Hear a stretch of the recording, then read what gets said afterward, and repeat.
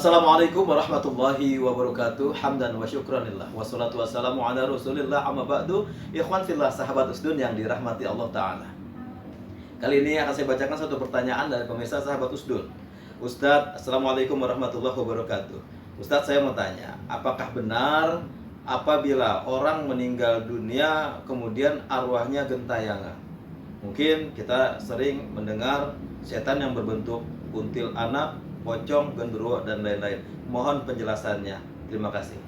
Ya baik pemirsa, sahabat usdun yang dirahmati Allah Subhanahu wa Ta'ala, pertanyaan klasik sebenarnya, tetapi untuk menambah wawasan atau menyegarkan kembali ingatan, barangkali mudah-mudahan pertanyaan ini juga bisa memberikan penjelasan buat yang belum mengetahui bahwasanya ketika ruh lepas dari jasad, maka pada saat itu putuslah interaksi hubungan manusia tersebut dengan manusia yang lainnya.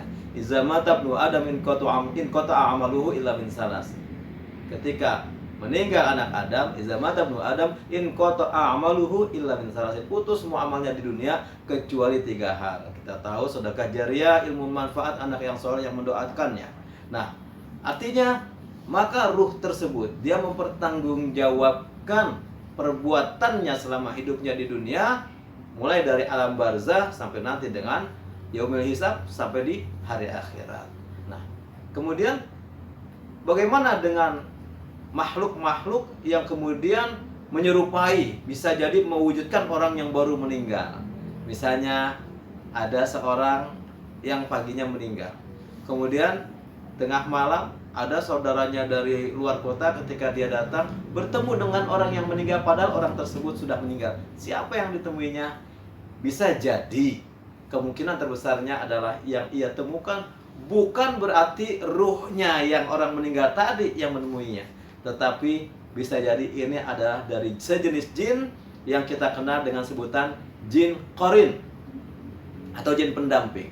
Hadis sahih riwayat Imam Muslim mengatakan bahwasanya Rasulullah bersabda, setiap manusia ini akan ada jin yang menyertainya, jin pendamping yang menyertainya. Sahabat bertanya, apakah termasuk engkau ya Rasul? Ya, betul, termasuk aku, ada jin pendampingnya. Tetapi Allah melindungiku, maka jin yang mendampingiku masuk Islam dan ia tidak memerintahkan kepadaku kecuali kebaikan.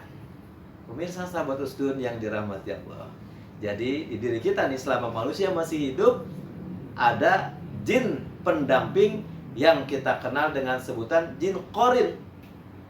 Sementara manusia itu umurnya, kata Rasulullah, umatku umurnya baina sittin wa sab'in, antara 60 sampai 70 tahun. Katakanlah ada manusia yang bisa hidup 80, 90 tahun, bahkan 100 tahun. Ingat, perbedaan manusia dengan jin, bahwa umur jin itu panjang. Kalaulah umur manusia 80 tahun, ia sudah tua, sudah renta, maka kalau di kalangan jin umur 80 tahun, 100 tahun itu masih termasuk muda. Karena umur jin ada yang mencapai ribuan tahun, ratusan tahun, bahkan ribuan tahun. Nah, jadi ketika seorang manusia meninggal, maka jin qarinnya bisa jadi kemungkinan dia akan pergi meninggalkannya dan masih hidup. Bisa jadi kita sering melihat di tengah masyarakat ada orang yang kerasukan, tiba-tiba ia mengaku kakek dari orang yang dirasuki ini, mengatakan, meracau begini begitu, begini begitu, menyebutkan ia kenal si A, si B. Ya memang karena setiap hari jin qarin ini mendampingi manusia yang didampinginya selama hidup. Dia paham betul karakter, suara, siapa-siapanya, orang-orang yang terdekatnya, kebiasaan-kebiasaan orang manusia yang didampinginya. Bisa jadi yang masuk itu adalah qarinnya.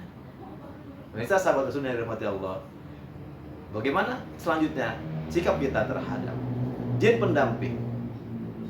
Bahwasanya jin pendamping ini bertugas untuk membisikkan sesuatu, mewaswisu fir, membuat rasa was-was, memberikan godaan-godaan agar manusia mengikuti hawa nafsunya dan lain sebagainya. Nah, ketika hal yang seperti ini terjadi, maka manusia diminta oleh Allah Subhanahu wa taala melalui ajaran Rasulullah, fasta'iz billah, mohon perlindungan kepada Allah. Kita baca ayat-ayat Mu'awwidzatain, kita baca surat Al-Falaq, An-Nas. Itu ayat untuk menangkal daripada gangguan jin. Atau kita baca doa, a'udzu bikalimatillahi tammati min syarri ma khalaq. Ini doa-doa yang diajarkan oleh Rasulullah. Kita mohon perlindungan kepada Allah. Pemirsa sahabat Usman dirahmati Allah, mudah-mudahan jawaban ini bisa terjawab atas pertanyaan dari saudara Sobari. Demikianlah, semoga bermanfaat. Wallahul muwaffiq ila aqwamit thoriq. Wassalamualaikum warahmatullahi wabarakatuh.